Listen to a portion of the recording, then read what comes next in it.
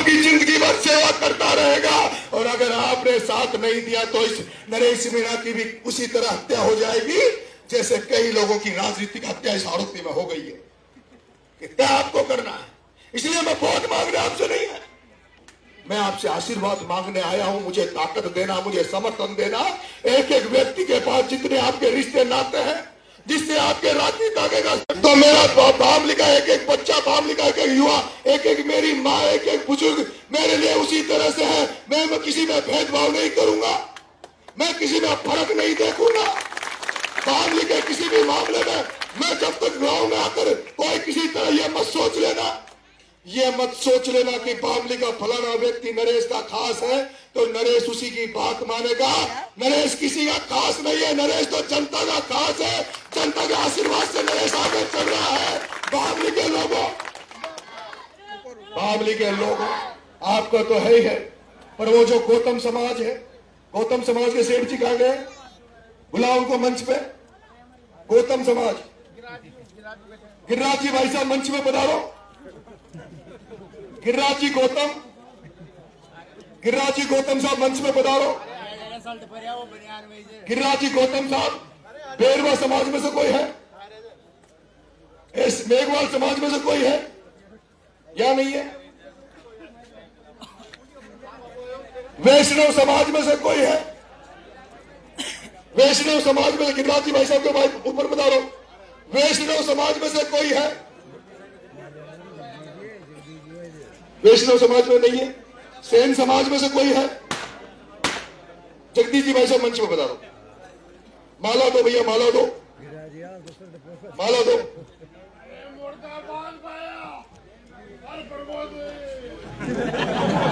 माला दो भाई।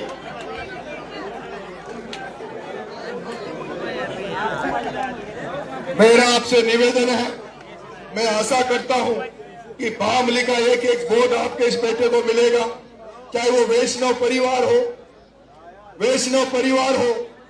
ये यादव साहब आ गए, भाई साहब ऊपर आओ। जगदीश जी यादव साहब, जगदीश जी यादव साहब ऊपर मंच में पधारो।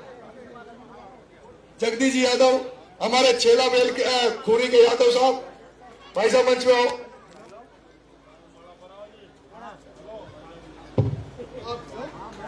कृपा करना मेरे, पूरा गांव एक मुश्त होकर मदद करना। आप जानते हो एमएलए बन जाऊंगा मैं तो 25 साल से आंदोलनों की राजनीति कर रहा हूं, किसानों की राजनीति कर रहा हूं। रघुवीर जी भाई साहब गौतम, रघुवीर जी गौतम आ जाओ, गौतम साहब आ जाओ। आपका आशीर्वाद हमारे लिए बहुत जरूरी है। आ जाओ, ऊपर आ जाओ।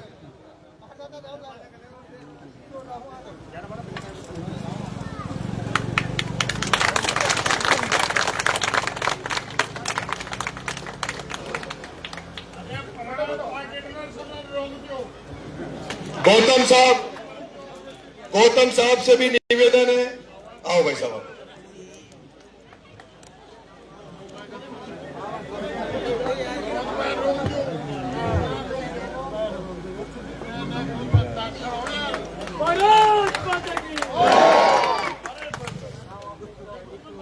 अब हमें और भी आगे जाना है। मैं आपको भरोसा दे रहा हूं माता बहनों, आप लोग ट्यूबवेल की खेती करते हो। हम जब से पैदा हुए हैं, हरीश जी गौतम साहब, हरीश जी गौतम साहब, हरीश जी गौतम साहब, हरीश जी भाई साहब,